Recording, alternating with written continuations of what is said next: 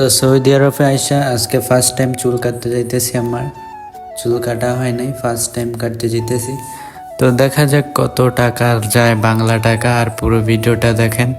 তো আমরা আশেপাশে ঘুইরা দেখতেছি যে এরিয়াটাতে আমরা থাকি বাংলা কোনো সেলুন আছে কিনা। তো আমরা কিন্তু একটা বাংলা সেলুন পেয়ে গেছি। তো সোজা কিন্তু ডিরেক্ট আয়নাতে চলে গেছি।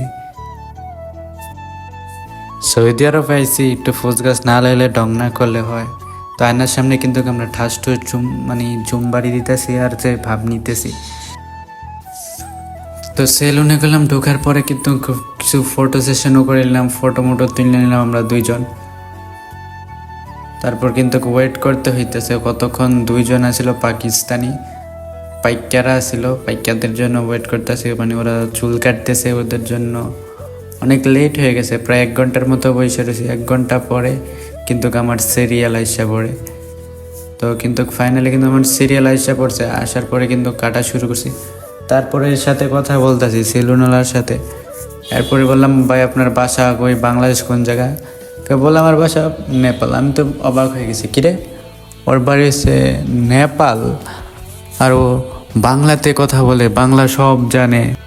তারপর ভাইকে জিজ্ঞালাম, ভাই আপনি বাংলা শিখছেন কেমনে? এমনি বাঙালি কাস্টমার আছে এদের থেকেই ভাষা শিখে লাইছি, বা আস্তে আস্তে মানে অনেক বছর ধরে আছে এই জায়গায় ভাষা শিখে বলছে। তো আমার চুল কাটা আর দাড়ি মাড়ি কমাইছি আর ফেসিয়াল করছিলাম। 3500 রিয়াল গেছে আমার। তো বাংলা 1200-র মতো টাকা হইব।